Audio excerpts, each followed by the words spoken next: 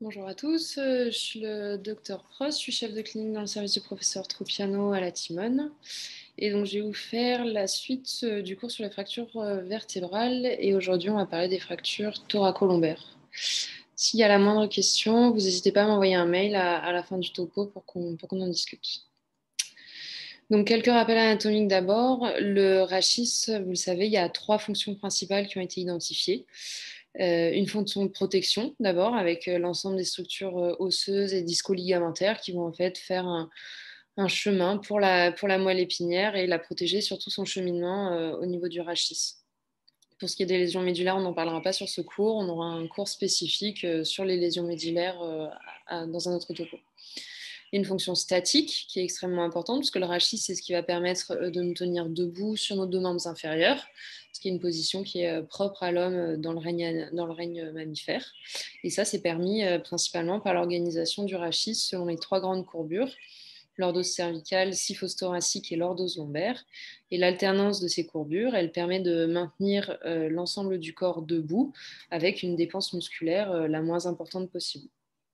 Et enfin, le rachis a également une fonction dynamique qui va être propre à chaque zone du rachis. Le rachis cervico-thoracique, enfin cervical principalement, et la jonction cervico-thoracique, ça va permettre d'orienter la tête. Alors orienter le regard, mais pas que, aussi orienter pour l'ouïe, pour l'odorat, enfin tous les organes des sens, et permettre une bonne position pour la déglutition et la respiration. Au niveau de la zone thoracique, les mouvements du rachis ils vont permettre d'accompagner tous les mouvements des membres supérieurs par la ceinture scapulaire, donc d'en augmenter la portée, d'en augmenter la force.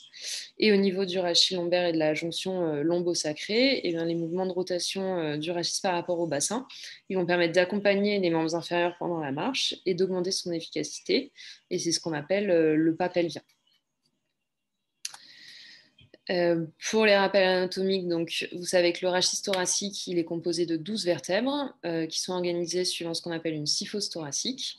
Et c'est une zone qui est particulièrement peu mobile au niveau du rachis, puisque ces vertèbres-là, elles sont également articulées avec les côtes, qui elles-mêmes sont articulées en antérieur, enfin fixées en antérieur par le sternum, pour définir ce qu'on appelle la cage thoracique, donc qui est une structure dont la fonction principale, ça va être de protéger les organes nobles, notamment le cœur et les poumons. Donc c'est une zone qui est peu mobile et qui permet de protéger un petit peu tout ça. Pour ce qui est de l'anatomie vraiment de l'unité fonctionnelle au niveau du rachis thoracique, on va retrouver des vertèbres qui ont un corps vertébral un petit peu plus large qu'au niveau du rachis cervical, avec de la même façon 2 pédicules latéraux et une lame vertébrale postérieure sur laquelle on va retrouver des articulations supérieures et inférieures qui s'articulent avec les vertèbres sus et sous-jacentes, et un processus épineux postérieur qui va être palpable lors de l'examen clinique chez les gens qui sont pas trop obèses. Et le rachis lombaire, donc c'est 5 vertèbres lombaires qui sont organisées suivant une lordose. C'est à nouveau une zone qui va être très mobile et qui va être soumise à des contraintes majeures, parce que c'est là qu'on va reposer tout le poids du corps et éventuellement de tout ce qu'on peut porter avec les membres supérieurs. Donc on va retrouver des vertèbres qui sont un petit peu plus massives, avec des corps vertébraux un peu plus larges, et des articulaires supérieurs et inférieurs également plus larges, pour permettre de répondre aux contraintes. Et c'est évidemment sur le rachis lombaire qu'on va retrouver le plus de pathologies dégénératives, parce que c'est ce qui va être le plus soumis à contraintes. Quelques rappels biomécaniques, même si le professeur Tropiano vous fera un entier topo là-dessus, donc il sera un petit peu plus détaillé. L'axe biomécanique du rachis, c'est un système à 3 colonnes qui fait relais à 2 condyles occipitaux, donc qui repose le crâne sur la première vertèbre cervicale, pardon, donc. Et cette première vertèbre cervicale, elle va transformer cet appui en 2 points, en système à 3 points en passant par C2, avec 2 articulaires postérieurs et un axe biomécanique très important en antérieur qui est supporté par l'empilement des corps vertébraux et des disques intervertébraux qui vont porter le plus le poids de cet axe mécanique. Donc, pour ce qui est des fractures thoracolombaires à proprement parler, c'est quelque chose qui est quand même assez fréquent. Les incidences, elles sont très variables suivant les articles, mais grosso modo, on peut retenir que c'est à peu près 100 pour 100 000 habitants et par an. Donc, c'est quand même des choses assez fréquentes. C'est dans la majorité des cas des hommes. C'est souvent le cas pour les lésions traumatiques. C'est des gens qui vont être plus exposés aux accidents de sport et de la voie publique, notamment par les deux roues. Donc, les étiologies principales qu'on va retrouver pour ces fractures, ça va être les chutes principalement, les suicides des accidents de sport, les accidents de la voie publique et les accidents de travail. En quatrième position, on retrouve les plaies par arme à feu ou arme blanche. Et hormis les plaies par arme à feu, arme blanche, 60% des lésions au niveau du rachis thoracolombaire en fait, vont se situer sur la charnière thoracolombaire à proprement parler, parce que c'est une zone de jonction entre le rachis lombaire qui est très mobile et le rachis thoracique qui est plus rigide. Et donc, cette modification de rigidité va en faire en fait une zone de fragilité au niveau du rachis thoracolombaire. Donc, en cas de traumatisme au niveau du rachis, on parlera un petit peu plus précisément de toute la prise en charge du polytraumatisé sur le cours sur les lésions médulaires. Mais une fois que le patient est à l'hôpital avec une suspicion de lésion au niveau du rachis, pour ce qui est de la paraclinique, le premier examen à demander, ça va évidemment être des radios. Et c'est uniquement pour des patients hors contexte d'un polytraumatisme ou d'un traumatisme à haute cinétique où il pourrait y avoir des lésions graves. Et évidemment, c'est exclusivement pour des patients qui ont un examen neurologique qui est strictement normal. Donc, quand on fait ces radios-là, en fait, c'est souvent plutôt chez les personnes âgées qui ont un tassement ostéoporotique qui va être découvert lors de ces radios. Elles ont un intérêt quand même, parce qu'elles vont permettre déjà de poser un premier diagnostic de tassement vertébral, éventuellement un diagnostic d'exclusion, avec aussi une imagerie de bassin qui peut y être associée ou des membres inférieurs. Et ça va permettre de calculer la syphose vertébrale fracturaire, c'est-à-dire le tassement vraiment du corps vertébral, et de déterminer ce qu'on appelle l'angle régional traumatique, qui sera important, parce que c'est l'angle qu'on va vouloir corriger lorsqu'on prend en charge ces patients-là. Pour les radios de face, on peut s'assurer également qu'il y a un bon empilement, une bonne symétrie des pédicules et des épineuses et une régularité entre les espaces interépineux. C'est ce que symbolise cette petite flèche ici. En cas d'une inégalité d'espacement entre les épineuses, on peut suspecter une lésion de type B, ce qu'on va voir avec la classification. Évidemment, dès qu'il y a une lésion ou directement lors d'un traumatisme à haute cinétique, l'examen ROA, ça va être principalement le scanner qui va permettre de mettre en évidence plus facilement et de façon plus précise des lésions osseuses. Scanner qu'il faudra demander avec une reconstruction dans les 3 plans, donc frontal, sagittal et axial. Je ne vous refais pas la chanson. L'examen sur le scanner sagittal, de la même façon, il va nous permettre de calculer cet angle régional traumatique, si jamais le patient n'avait pas eu de radio ou si on n'avait pas fait sur les radios. Et les coupes axiales, elles vont permettre de déterminer l'encombrement du canal rachidien s'il y a un recul du mur postérieur qui peut nous faire suspecter une lésion médulaire consécutive de cette fracture. En cas d'examen neurologique, non normal, il faudra évidemment également demander une IRM. Donc sur les coupes axiales, voilà, on peut retrouver le recul du mur postérieur. On détermine un pourcentage d'occupation du canal rachidien par les fragments osseux. On peut dépister des lésions de l'arc postérieur. Et sur les coupes sagittales, c'est les coupes qui permettent au mieux de déterminer la cognition corporeale et la perte de hauteur de ce corps vertébral. Donc, en cas de lésion neurologique, il faut demander une IRM en urgence. S'il y a même un examen neurologique normal avec une lésion au scanner, il va falloir quand même demander un IRM pour plusieurs choses. Donc, des IRM, on les demande avec des séquences T1 et T2 STIR. C'est des séquences qui permettent de voir au mieux les 2 œdèmes dans les vertèbres qui nous indiquent des fractures. Cette IRM, elle est de nos jours indispensable en cas de fracture vertébrale parce que c'est cet examen-là qui va nous permettre d'avoir une évaluation précise des parties molles avec notamment le cordon médulaire évidemment, les racines également dans les foramens, les ligaments antérieurs et postérieurs longitudinaux qui sont des facteurs de stabilité très importants au niveau du rachis, l'état des disques sus et sous-jacents à la fracture qui peuvent être menacés en cas de fracture comminutive du corps vertébral, et éventuellement de dépister un hématome épidural qui peut être compressif sur ce type de fracture. L'autre intérêt de cette IRM, donc en plus de préciser vraiment ces lésions-là, c'est va être également de dépister d'autres fractures qui seraient passées inaperçues au scanner parce que pas vraiment associées à des fractures corticales, mais par contre avec des œdèmes vertébraux qui seront nécessaires de connaître pour plusieurs choses. Déjà pour ne pas arrêter un montage d'ostéosynthèse postérieure sur une vertèbre déjà partiellement lésée.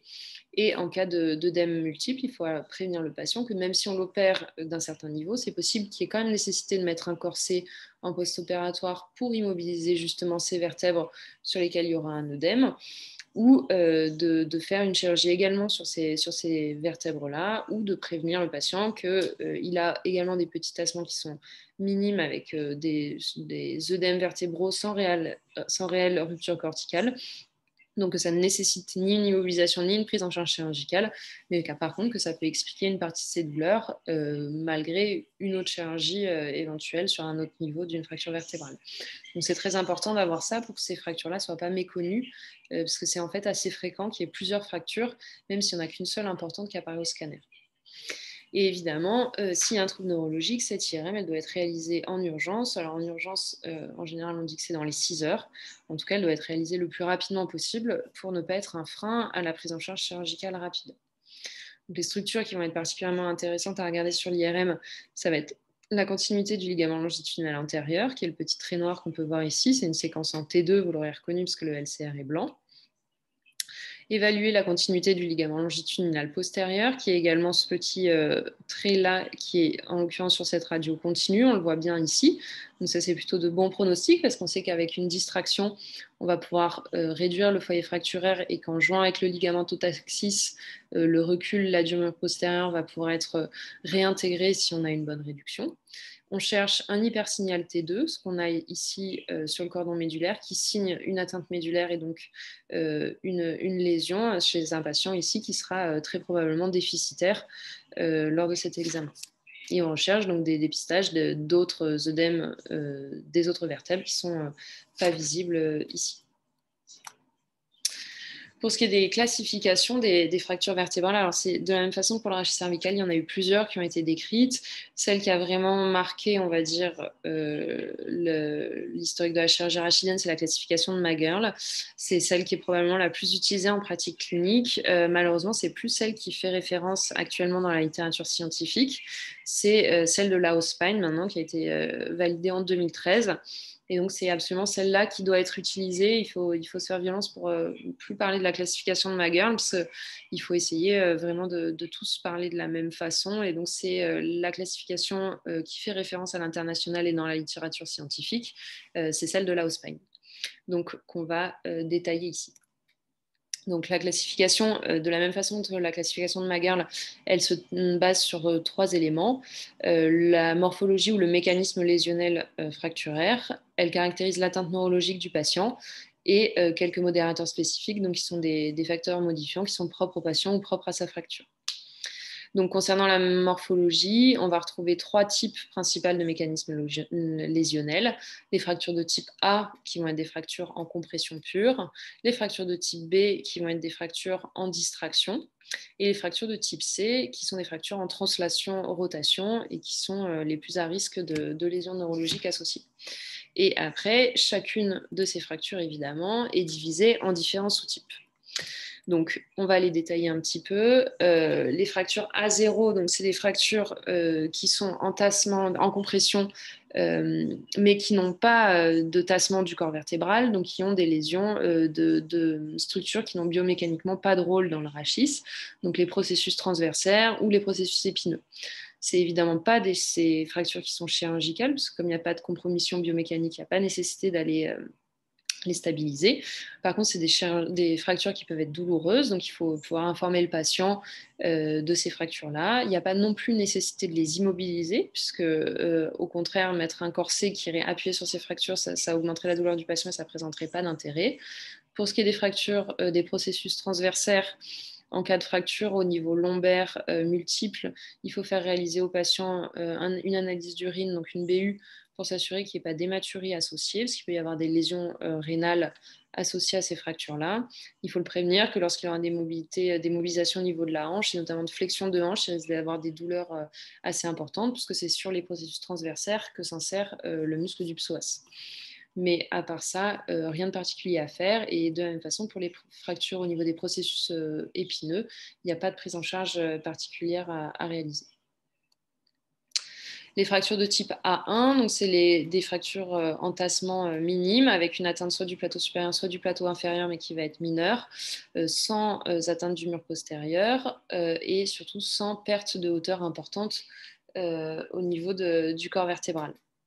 Donc ces fractures, on le verra, elles ne sont pas forcément chirurgicales, c'est à discuter un petit peu en fonction du patient, de sa demande. Les fractures de type A2, c'est les fractures séparation du corps vertébral. Donc il peut y avoir un trait de séparation soit dans le plan frontal, soit dans le plan sagittal. Et c'est des fractures qui ont en général sont associées à une lésion du disque sus et sous-jacent par compromission de leur vascularisation. Je vous rappelle que la vascularisation d'un disque intervertébral, ça se fait par diffusion à travers les plateaux vertébraux sus et sous-jacents. Donc quand il y a une fracture de ce type, il va y avoir une compromission d'une partie de la vascularisation du disque qui peut amener secondairement à des discopathies, éventuellement une instabilité discale. Les fractures de type A3, c'est des fractures burst incomplètes, donc avec une atteinte d'un plateau supérieur ou inférieur et d'une atteinte du mur antérieur ou postérieur, avec au moins un des plateaux qui est respecté, un des murs qui est respecté, pardon, et qui peuvent être associés à des fractures de la même postérieure, sans forcément que ce soit des fractures de type B. Ces fractures-là, elles sont un petit peu plus souvent chirurgicales et en général, elles sont associées à une perte importante de hauteur du corps vertébral. Et les fractures de type A4, donc c'est les bursts complètes avec une comminution complète du corps vertébral qui en général du coup nécessitera une arthrodèse du fait de la même façon de la lésion discale des disques sus et sous-jacents ajoutés. Les fractures de type B, il y en a également 3 sous-types. Les fractures de type B1, donc c'est des fractures osseuses pures, c'est des fractures de chance. Alors c'est un petit peu malheureux parce que dans la classification de Magirl, les fractures osseuses, c'était des B2. Alors je ne sais pas si c'est une erreur ou une volonté de compliquer un petit peu les choses, mais en tout cas, dans la classification d'Haussbein, les fractures osseuses, c'est les B1. C'est donc les anciennes fractures de chance, qui sont des fractures en distraction avec une partie en compression sur le corps vertébral et une ouverture sur les structures osseuses postérieures. Les fractures de type B2, c'est des fractures, pareil, en distraction avec un écrasement du corps vertébral et par contre une atteinte des complexes ligamentaires postérieurs en ouverture, donc avec un déchirement des ligaments longitudinaux et des ligaments interépineux postérieurs. Et les fractures de type B3, c'est des lésions d'hyperextension avec à l'inverse des processus épineux qui vont se rapprocher et une déchirure soit transdiscale pure, soit transdiscale associée à une fracture osseuse du coin général antérieur du corps vertébral, qui sont dus à des mécanismes d'hyperextension en général à hausse cinétique et qui sont très pourvoyeurs d'instabilité et de lésions neurologiques. Ces fractures de ce type-là, elles sont assez rares dans la population générale. Par contre, elles se retrouvent un petit peu plus chez les patients qui ont un rachis ankylosé, soit du fait de maladies type spondylarthrite ankylosante ou maladie de Forestier, soit sur un rachis extrêmement arthrosique qui sera donc très rigide. Et enfin, les fractures de type C, donc c'est les fractures un petit peu les plus graves, qui sont dans des mécanismes lésionnels qu'on ne comprend pas toujours très bien, mais en tout cas à très haute cinétique en général, avec des translations, rotations et en fait subluxation d'une vertèbre de l'une sur l'autre. C'est des fractures qui sont associées dans environ 60% des cas à des lésions neurologiques et qui sont évidemment hautement instables et qui donc vont imposer une prise en charge chirurgicale, si possible en urgence, surtout s'il y a un déficit neurologique qui est associé. Pour ce qui est de l'atteinte neurologique, c'est la même cotation que pour les fractures au niveau du rachis cervical, c'est-à-dire que N0, c'est un patient intact, NX, c'est un patient qui n'est pas évaluable, et les N4, c'est les lésions médulaires complètes, donc les plus graves. Les modérateurs spécifiques, on l'a dit, c'est l'atteinte du ligament longitudinal postérieur, parce qu'il va avoir un intérêt chirurgical pour aiguiller un petit peu la prise en charge. Et c'est les M2, les comorbidités spécifiques aux patients, avec notamment justement les maladies ankylosantes du rachis ou les ostéoporoses sévères qui vont également pouvoir moduler la prise en charge proposée. Donc, une fois qu'on a diagnostiqué et classifié cette fracture, il va falloir décider ce qu'on veut faire pour ces patients-là. Et ce qu'on veut faire, en fait, ça va dépendre de ce qu'on veut obtenir. Donc, qu'est-ce qu'on veut obtenir chez un patient qui a une fracture au niveau de son rachis thoracolombaire? L'objectif, ça va être évidemment de rétablir les 3 fonctions principales de son rachis pour qu'il ait le moins de séquelles possible de cette fracture-là. Donc, rétablir une fonction de stabilité, avec il faudra faire un montage qui est biomécaniquement stable pour essayer de lui permettre une remobilisation la plus précoce possible. Un montage qui doit permettre de rétablir un rachis dynamique, donc c'est-à-dire qu'on ne doit pas bloquer toute la colonne vertébrale, il faut essayer de faire des segments d'ostéosynthèse les plus courts possibles pour essayer de faire perdre le moins possible de mobilité au patient, et de rétablir la fonction de protection des éléments neurologiques, c'est-à-dire d'aller éventuellement décomprimer les fractures s'il y a une menace sur les éléments neurologiques, et de stabiliser cette fracture pour qu'il n'y ait plus de menace sur les éléments neurologiques. Donc, cette prise en charge, elle doit également s'envisager donc en aigu avec ces objectifs-là, et puis aussi à long terme, parce qu'un patient donc, qui présente une fracture vertébrale, il va avoir en général une kyphose au niveau du foyer fracturaire, donc avec un angle régional traumatique qui sera défini par le scanner. Et cette kyphose fracturaire, elle va aller compromettre son équilibre sagittal. Et ce qui va être très important, c'est d'essayer de corriger le plus possible ces angulations-là pour rétablir les courbures naturelles du patient et lui permettre de préserver son équilibre sagittal pour prévenir de lésions dégénératives précoces, et ça principalement chez des sujets jeunes. Évidemment, s'il y a un trouble neurologique, on sera dans le cadre d'une chirurgie en urgence. Il faudra effectuer le plus rapidement possible une laminectomie décompressive. Et ça, on en parlera un petit peu plus dans un autre topo. Donc, pour atteindre ces objectifs qu'on s'est fixés, on va avoir différents outils qui sont possibles, du plus simple au plus compliqué, comme souvent, et il va falloir choisir bien à quel patient quoi proposer pour essayer d'optimiser l'atteinte de ces différents objectifs. Donc, le traitement le plus simple, ça va être un traitement orthopédique. Vous en avez forcément déjà vu, c'est des corsets thoracolombaires. Donc, suivant la hauteur de la fracture, en général, on prend toujours un appui bi-iliaque, donc sur le bassin, et après, soit sternal, soit sur les épaules en fonction de la hauteur de la fracture thoracique. Ces corsets, ils sont thermoformés, ils sont faits sur mesure pour essayer d'augmenter au plus possible leur efficacité, et en général, ils sont un petit peu hyperlordosants pour permettre de réouvrir un petit peu la fracture, surtout sur des fractures entassement simples. Ces corsets-là, il faut les conserver pendant 3 mois, ce qui est le temps de consolidation d'un foyer fracturé vertébral. En général, c'est à peu près 2 mois et demi, et puis après un début de kinésithérapie progressive pour essayer de regagner la masse musculaire qui aura été perdue durant cette période d'immobilisation.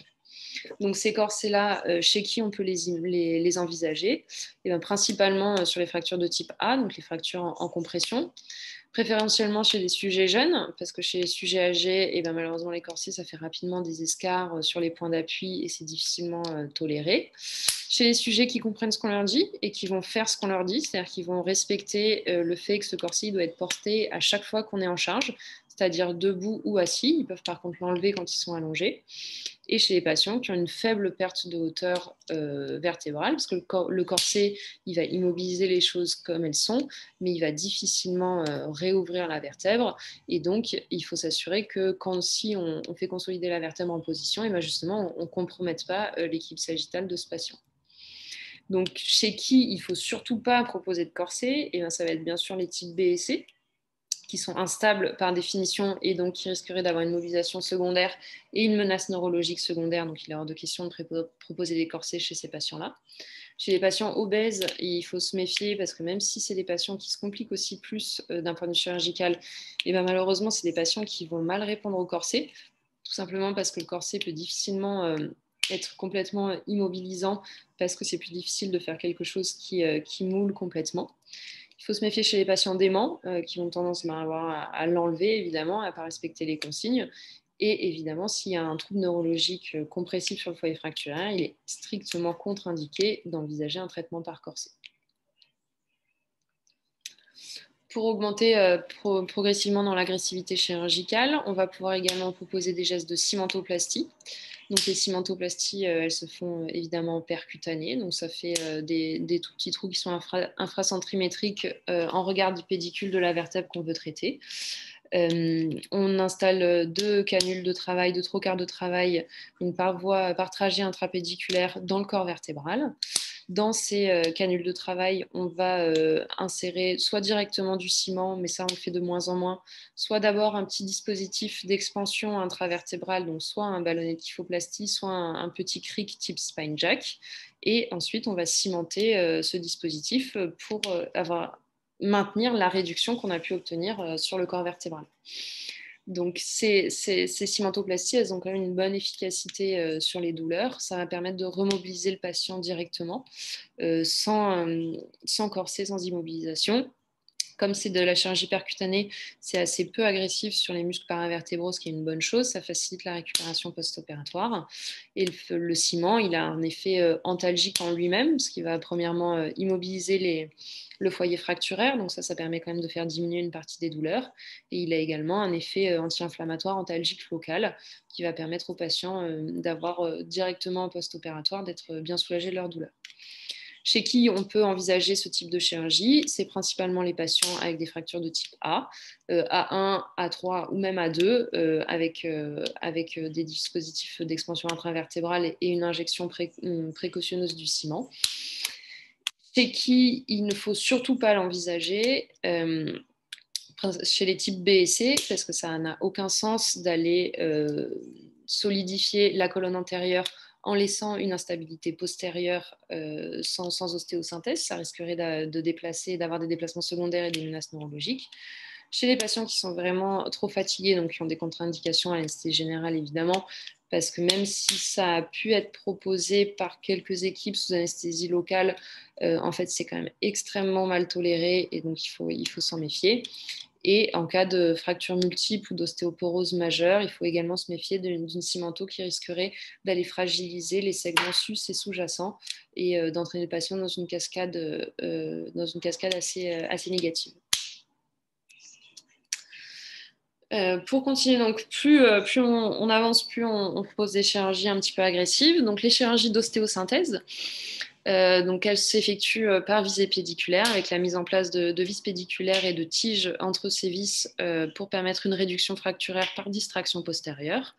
Ces gestes d'ostéosynthèse, ils peuvent s'envisager en percutané ou à ciel ouvert. Donc à ciel ouvert, préférentiellement, surtout s'il y a un geste de laminectomie, décompression qui doit être associé.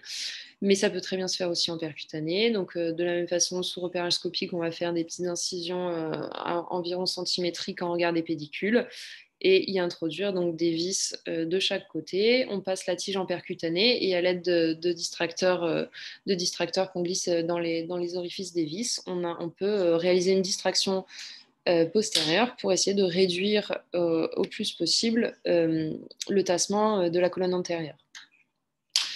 Donc ces montages-là, on va essayer de les faire les plus courts possibles, principalement chez les sujets jeunes pour essayer d'éviter de faire diminuer en mobilité au niveau du rachis. Il faudra se méfier chez les patients avec des pathologies ankylosantes du rachis type ASPA. Il ne faudra pas hésiter à faire des montages un petit peu plus longs pour augmenter la stabilité du montage et éviter que les forces de levier soient trop importantes sur le foyer fracturaire. Ces montages-là de synthèse postérieure, ils peuvent être associés à une cimentoplastie du corps antérieur pour finir la réduction vraiment de la colonne antérieure. Donc pareil, soit en percutané, soit en open, les deux peuvent se voir. Et c'est ça qui va permettre d'avoir une meilleure réduction avec une stabilisation postérieure et un rétablissement de la hauteur du corps vertébral en antérieur. Ces montages d'ostéosynthèse, on va les envisager pour les fractures de type A avec une perte importante du corps vertébral, donc plutôt les A3, A4, et elles peuvent être envisagées pour les fractures de type B ou C. La contre-indication principale de ce type de chirurgie, ça va être surtout l'ostéoporose, pour laquelle il faudra envisager des vis particulières, on va en parler. Et enfin, donc ça c'est principalement pour les fractures de type A4 ou les fractures de type B associées à une comminution importante du corps vertébral. On va réaliser un double temps, donc une ostéosynthèse postérieure qui peut être soit de la même façon, soit percutanée, soit en open, qui sera associée à un abord mini-invasif antérieur, enfin préférentiellement mini-invasif, mais en tout cas un abord antérieur, soit par thoracotomie, soit par lombotomie, pour aller réséquer le corps vertébral trop abîmé, les disques sus et sous-jacents qui n'ont plus d'avenir, et mettre à la place, on peut envisager soit un greffon osseux, iliaque ou péroné, soit, comme présenté sur la radiographie, une prothèse corporéale, un implant, ici c'est un vélif, pour permettre de stabiliser la colonne antérieure. Donc ça fait plusieurs petites cicatrices postérieures, une petite cicatrice de lombotomie, et ça permet quand même d'avoir des bons taux de fusion à un an post-opératoire et de proposer éventuellement une ablation précoce du matériel d'ostéosynthèse postérieure. Dans la mesure où les têtes de vis, elles sont en fait dans les gouttières des muscles paravertébraux, elles peuvent quand même être à l'origine d'une certaine gêne ou de certaines douleurs. Donc il peut y avoir un véritable bénéfice à proposer aux patients une ablation précoce de ce matériel-là. Des contre-indications aux corporectomies arthrodèses, j'ai cherché, j'en ai pas retrouvé. J'imagine que c'est surtout sur la fragilité du patient. Peut-être ces abords à 360, ils sont un petit peu plus lourds d'un point de vue général, donc il faut se méfier. On peut éventuellement les faire en 2 temps chirurgical pour alléger l'anesthésie si c'est nécessaire. Spécifiquement pour le sujet ostéoporotique, on en a un petit peu parlé, il faut s'en méfier parce qu'il y a quand même des forces de contrainte très importantes sur le rachis qui peuvent amener à l'arrachement des vis, ce qui peut donner quand même des catastrophes assez redoutables. Pour lutter contre ça, l'industrie médicale, elle a développé des vis cimentées, donc qui sont des petites vis fenêtrées sur leur partie la plus antérieure, qui permettent d'injecter du ciment par ces petites fenêtres et donc d'augmenter la prise et la teneur de ces vis-là.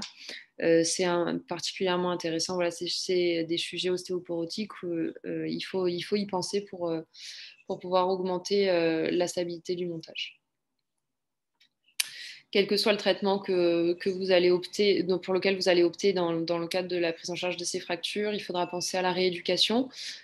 Parce que les muscles au niveau du rachis ils sont particulièrement importants, et un patient qui est resté alité ou qui est resté dans un corset ou qui a eu une désinsertion ou une agression de ses muscles paravertébraux par la chirurgie, c'est un patient qui va avoir tendance à partir en avant, à se mettre en syphose globale, ce qui est mauvais parce que ça risque déjà de sursolliciter d'autres structures et donc de favoriser un développement d'arthrose, et en perdant sa lordose lombaire, il va augmenter ses lombalgies. Donc c'est très important de les rééduquer de façon efficace après. De façon efficace, ça veut dire déjà d'attendre qu'il y ait une cicatrisation musculaire. Donc en général, c'est environ 3 semaines, 1 mois, pendant lesquelles on leur demande juste de reprendre leurs activités de la vie courante, de marcher, d'éviter le port de charge lourde, ce genre de choses, mais de marcher. Et à l'issue de ces 3 semaines, 1 mois, de faire de la kiné. Donc, c'est principalement du travail de renforcement de muscles paravertébraux et des muscles abdominaux avec des exercices de gainage et une éducation posturale. Et éviter les massages pour lesquels les patients sont assez demandeurs. Mais en fait, ça n'a aucun intérêt d'un point de vue rééducatif dans ce cadre-là. Et surtout pas s'il y a une ostéosynthèse postérieure, parce que le kiné va se retrouver à amasser les têtes de vis dans les muscles, en fait, donc ça risque de faire saigner, c'est particulièrement douloureux et donc pas du tout intéressant. Donc il faut expliquer au patient que oui, il va aller chez le kiné, mais qu'il ne va pas aller en thalasso, il va aller faire du sport pour essayer de pouvoir se remettre le plus rapidement possible. Et voilà pour les fractures thoracolombaires. Si vous avez une question, vous n'hésitez pas à m'envoyer un mail, et sinon je vous dis bonne soirée.